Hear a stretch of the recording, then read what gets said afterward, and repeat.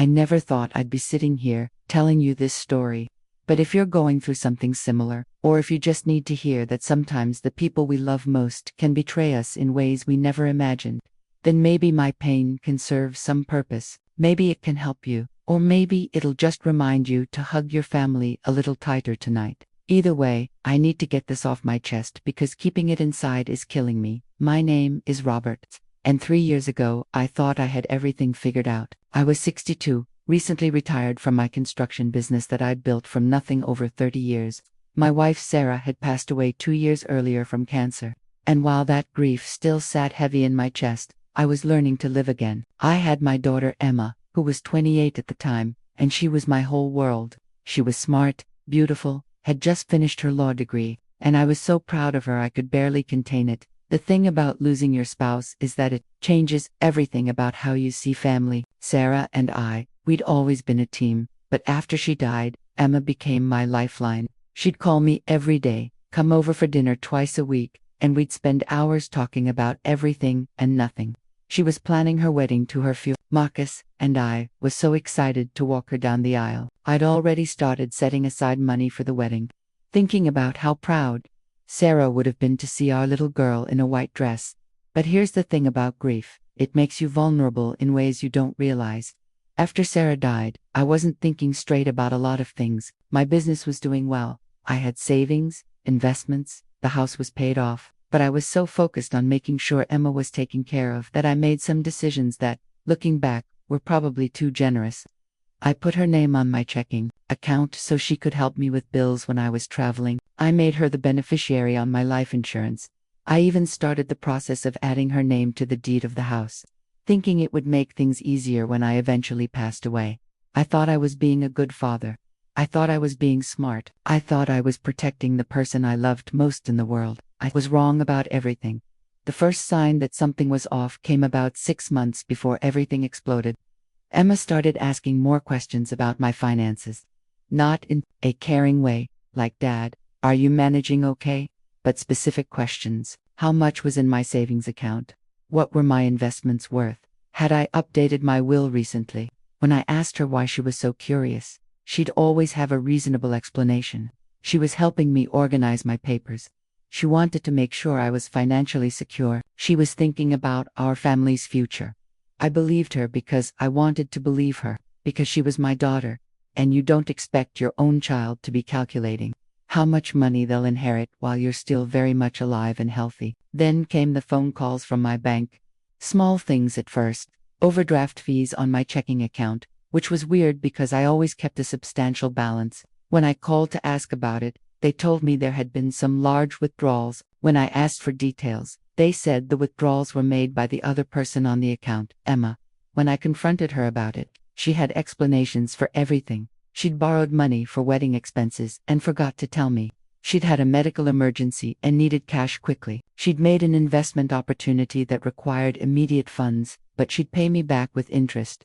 Every excuse sounded reasonable, and every time I started to get suspicious, she'd do something sweet like bring me dinner or send me a card telling me how much she loved me. The manipulation was so subtle, so expertly done, that I didn't even realize it was happening. But the withdrawals kept getting bigger. 5,000 here, 10,000 there, then 20,000. By the time I really started paying attention, she'd taken almost $70,000 from my account. When I demanded answers, she broke down crying, telling me she was in trouble. She'd made some bad investments. She owed money to some dangerous people. She was scared for her life. She begged me not to go to the police, promised she'd pay it all back, swore it would never happen again. What was I supposed to do? She was my daughter, my only child, Sarah's baby girl. So I told her we'd figure it out together, but that she needed to be completely honest with me about everything. She promised she would be.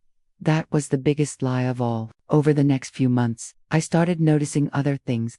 Credit cards that I didn't remember opening were showing up in my mailbox.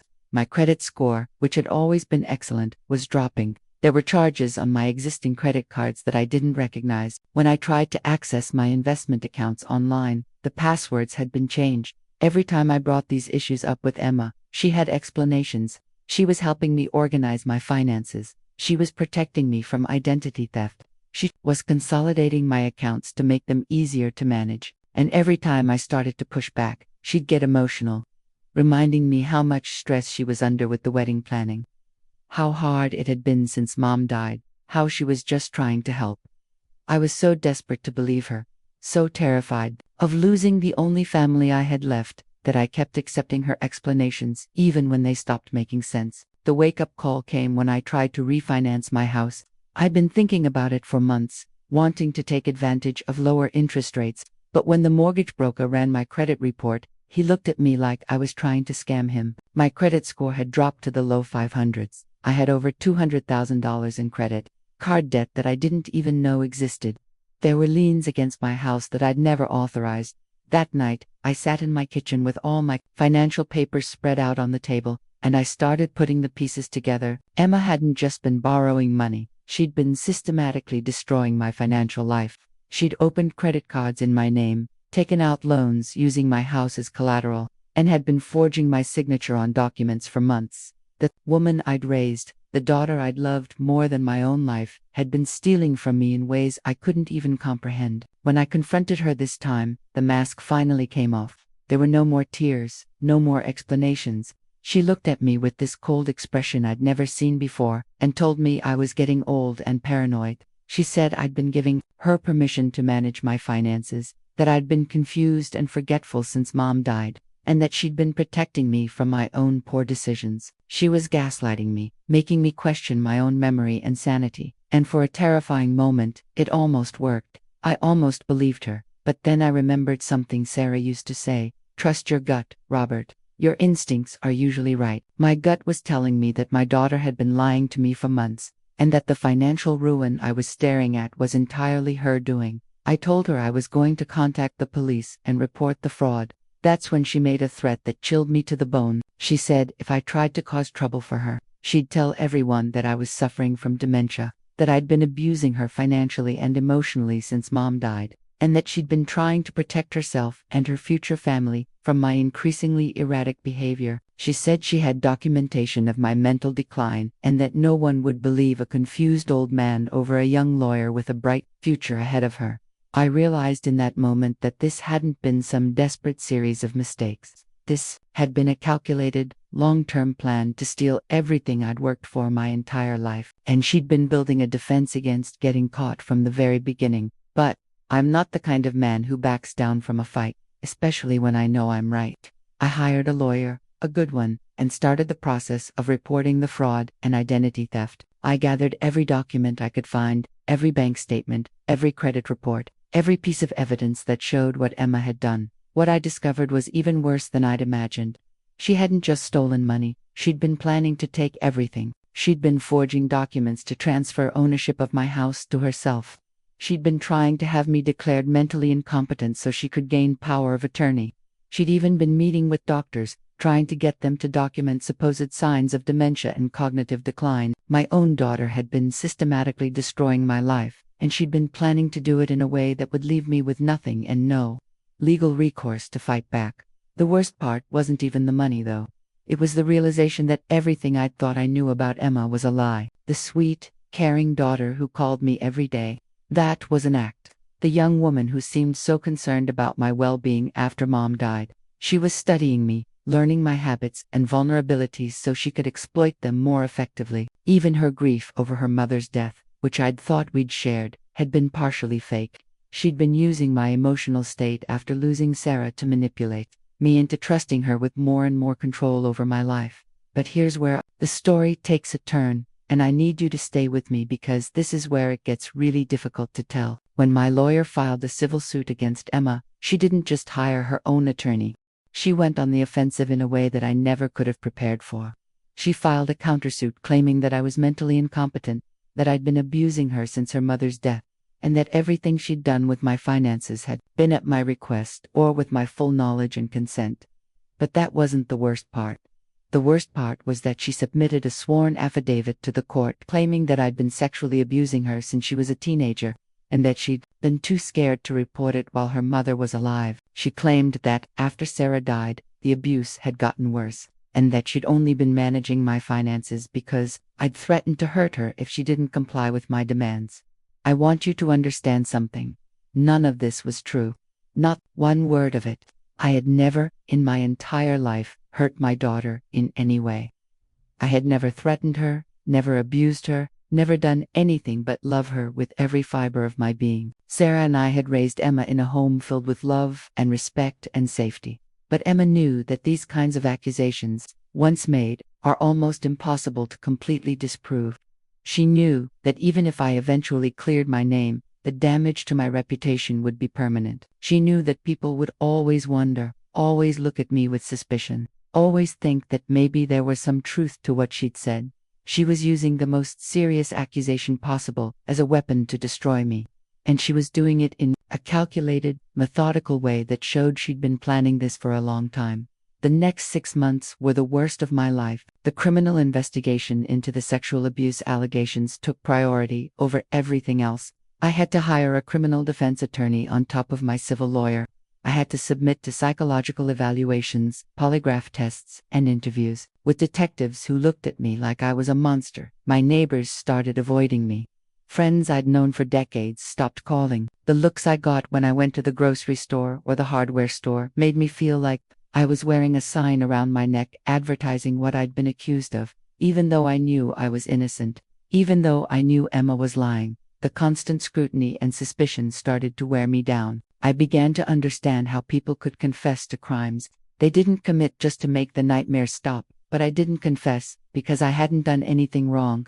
And slowly, very slowly, the truth started to come out. The first break came when my lawyer discovered that Emma had been researching false abuse allegations online for months before she filed her case. Her internet search history, which we were able to subpoena, showed that she'd been looking up legal strategies for making these kinds of accusations, studying what kinds of evidence would be most convincing, and even researching the psychological profiles of abuse victims to make her story more believable. She'd literally been studying how to falsely accuse her own father of sexual abuse.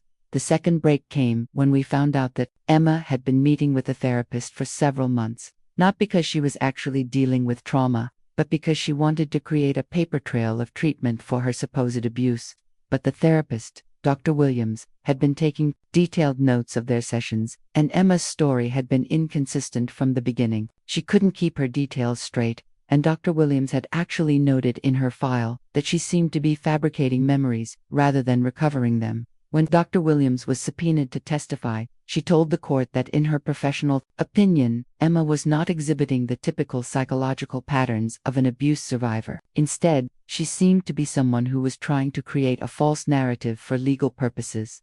The third and most damaging piece of evidence came from Emma's own fiancé Marcus. It turned out that Emma had been bragging to him about her plan to take control of my assets. She'd told him that she was going to inherit everything anyway when I died, so she was just accelerating the timeline. She'd even joked about how easy it was to manipulate old people, and how she'd been planning this since her mother died.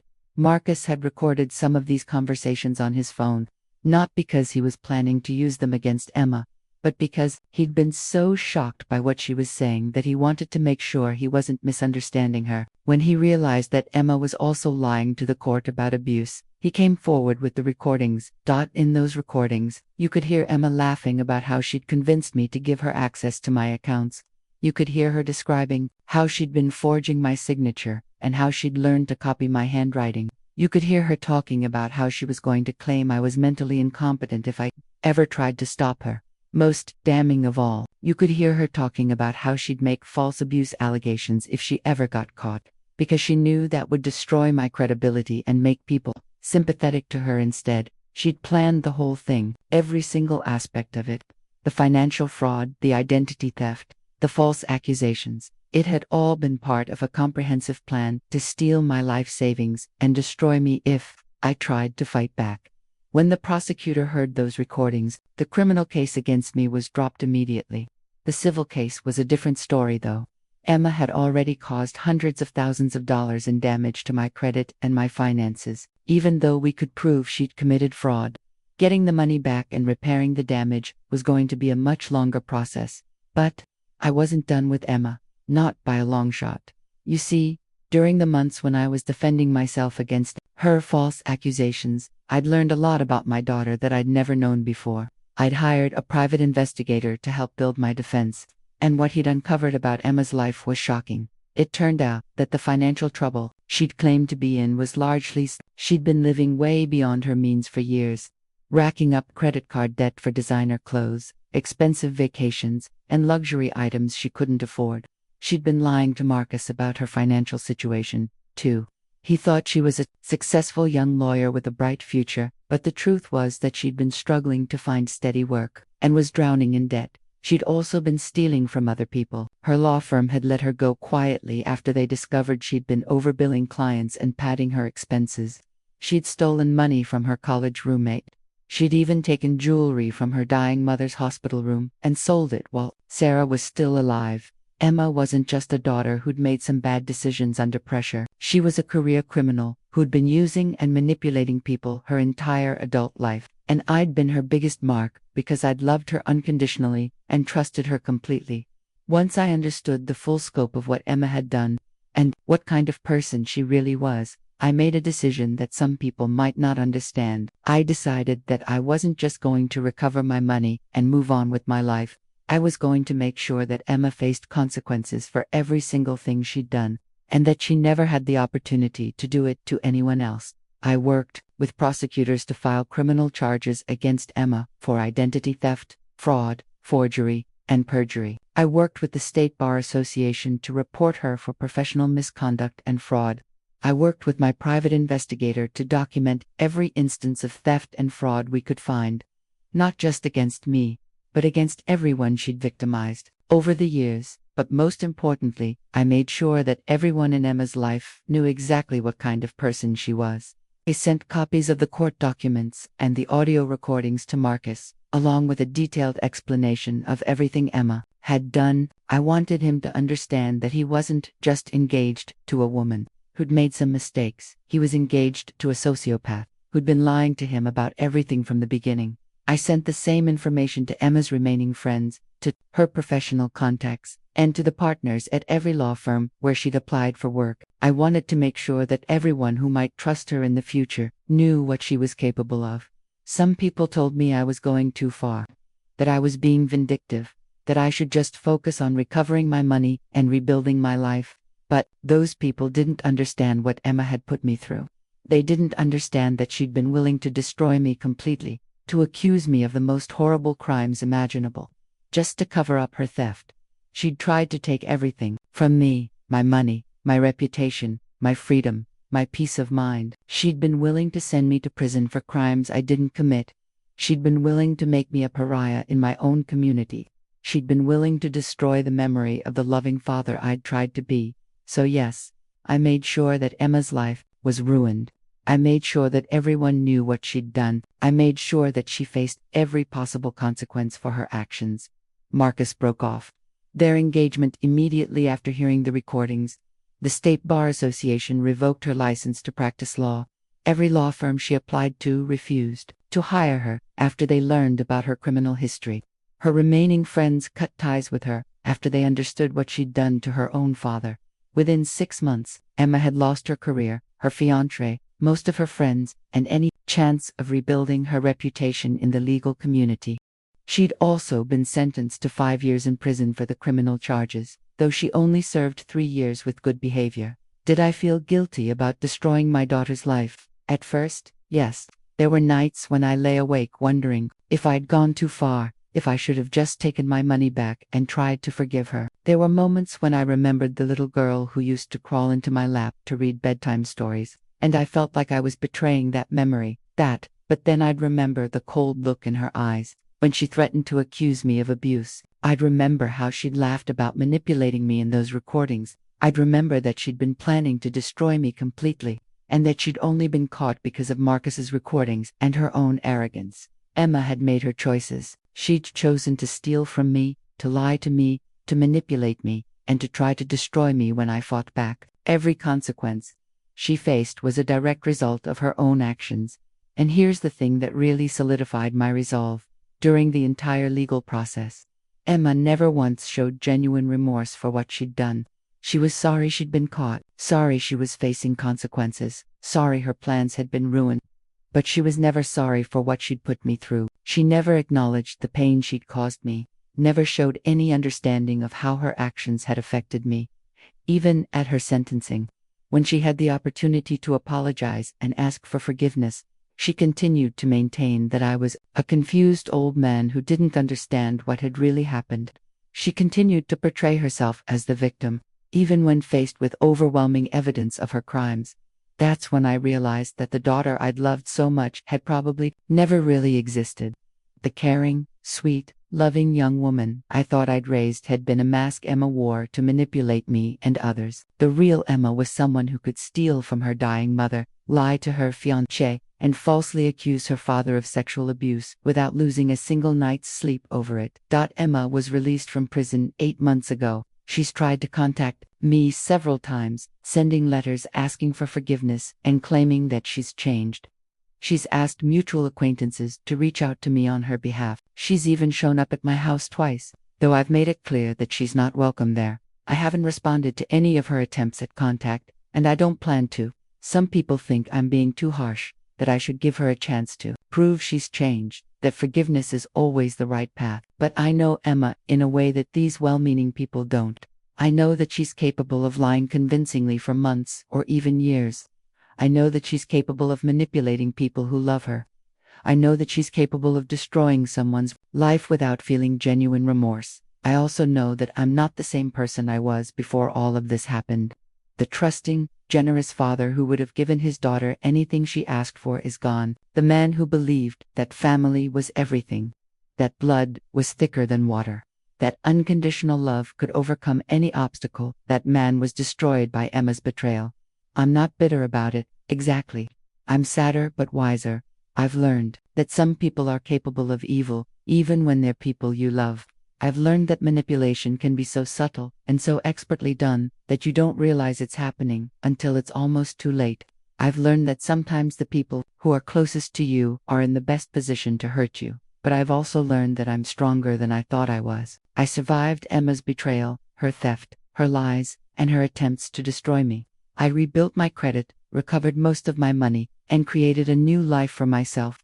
I've made new friends who appreciate my honesty and straightforwardness. I've found peace in living alone and not having to worry about someone manipulating me or lying to me.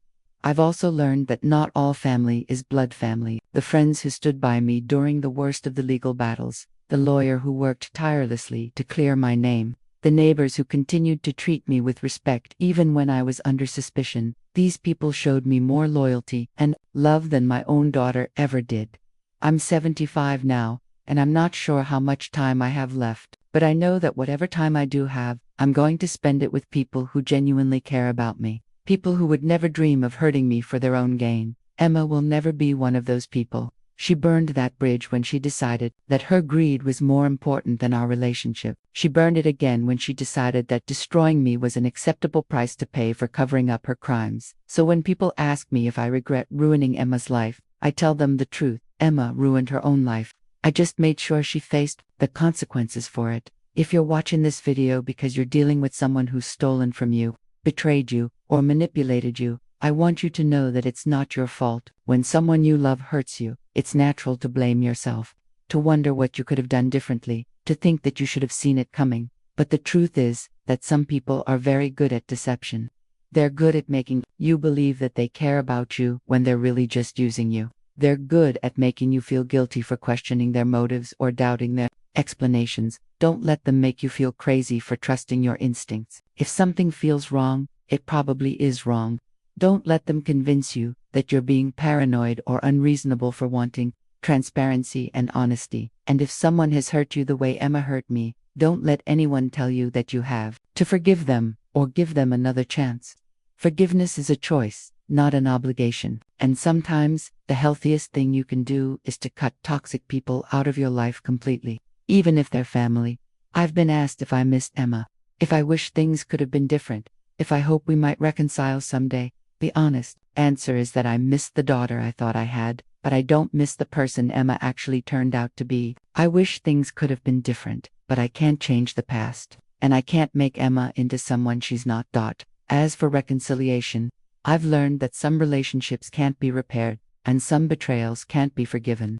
Emma didn't just steal my money, she tried to steal my life, my reputation, and my freedom. She was willing to send me to prison for crimes I didn't commit. She was willing to make me die in disgrace, hated and ostracized by my community. That's not something you come back from. That's not something you forgive and forget. That's something you learn from, and then you move on without that person in your life. I know this story doesn't have a happy ending in the traditional sense. There's no reconciliation, no forgiveness, no restoration of the father-daughter relationship that I once treasured. But there is justice, and there is truth, and there is the satisfaction of knowing that Emma can't hurt anyone else the way she hurt me. Sometimes. That has to be enough.